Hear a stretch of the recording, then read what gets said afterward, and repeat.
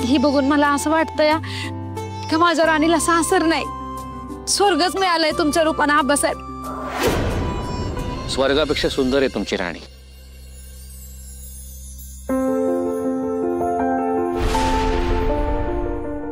गुणानं, मनानं, विचारानं, आचारानं खरंच खूप सुंदर आहे. ती आमच्या घरात आली हे आमचं भाग्य आहे. राणी इंद्रा, सूर्यकाते आणि बुवांच्या पाया पडा.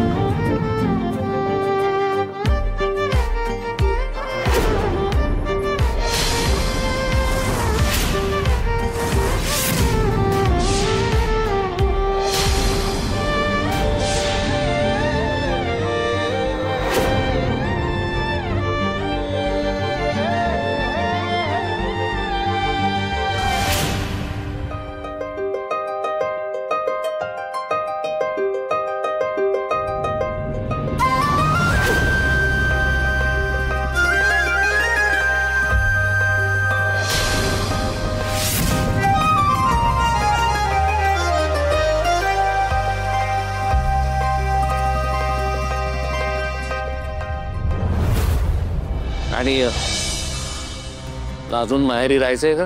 लगेच निघावं लागतंय म्हणून विचारतोय. अजून थांबायचंय का?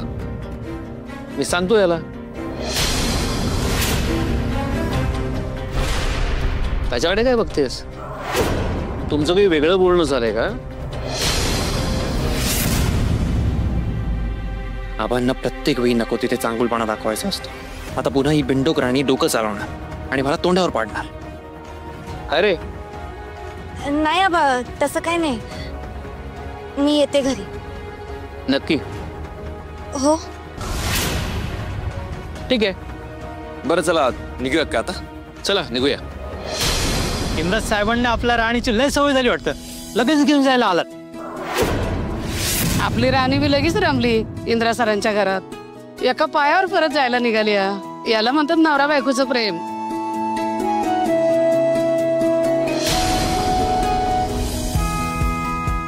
राणी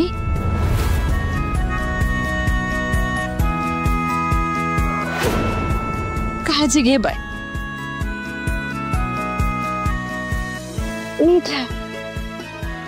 तू पण काळजी घ्या. जास्त काम करत बसू नको. जा बाय. चला बुवा येतो. निघूया.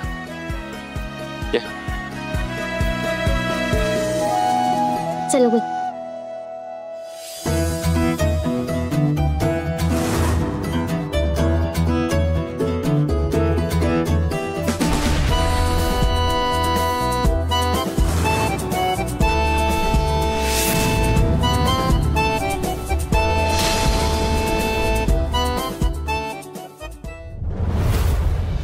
काकी काकी, अहो तुम्ही काय करताय आणि हे कशासाठी? अगं नवी नवरी जेव्हा माहेराहून पहिल्यांदा घरी येते की नाही, तेव्हा तिला ओवाळून घरात घेण्याची आपली जुनी परंपरा आहे. आता राणी यायला निघाली की नाही, मग तिला ओवाळायला हवं ना, म्हणून ही तयारी.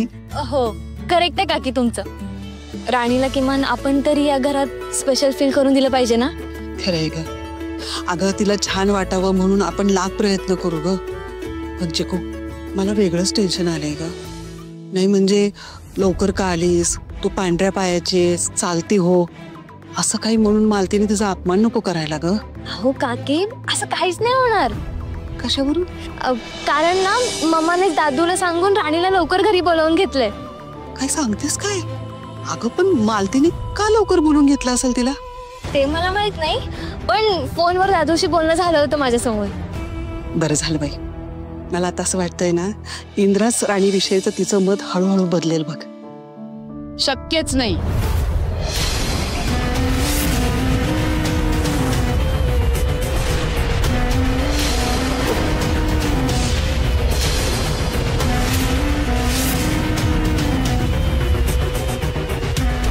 त्या राणीविषयीचं माझं मत इंद्राच काय जगातली कुठलीच व्यक्ती बदलू शकत नाही.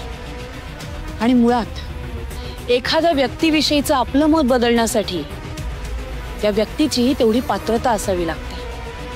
तुमच्या त्या राणीची काय पात्रता आहे? अगं मालती, मी आपलं चांगल्या विचाराने बोलले.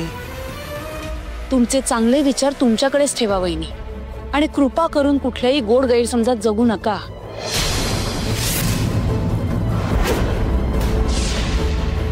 हा सगळा काय प्रकार आहे? हे ओवाळणीचं ताट कशासाठी तयार केलंय? अगं मालती, नवीन सून माहेराहून पहिल्यांदा घरी येते तेव्हा तिला ओवाळून घरात घेण्याची प्रथा आहे ना आपली, म्हणून ही तयारी करत होती. बरोबर, ती रीत सुनेसाठी आहे, मोलकरणीसाठी नाही. अगं मम्मा, तू हे काय बोलतेस?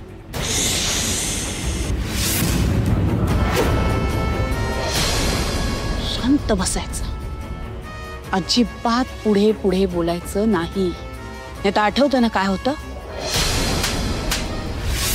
आणि मी जे बोलतेय ते योग्यच बोलतेय. ती कोण आहे ह्याची जाणीव तुम्हाला सुद्धा हळूहळू होईल, आणि तेव्हा माझं नाही तुमचं मत बदलेल तिच्याविषयी.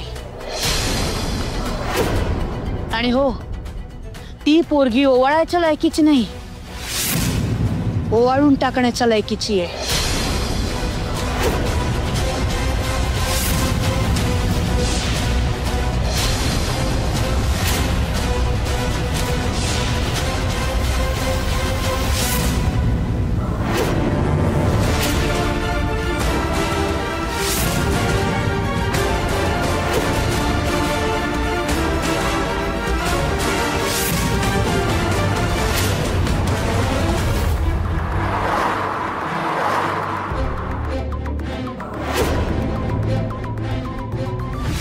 इंद्रजित सरांनी एवढ्या घाईत फोन करून मला घरी का बोलवलं? नाही म्हणजे जर ते मला बायकोच मानत नाहीत, त्यांना मी त्यांच्या आयुष्यातच काय डोळ्यासमोर पण नकोय, तर ते मला घरी का घेऊन जात आहेत? काय म्हणावं या वागण्याला? सर एक विचारू का? तुम्ही मला एवढ्या घाईनं घरी का घेऊन चाललाय? काय चाललंय तुमच्या मनात नेमकं? तू सांग, तुला काय वाटतं?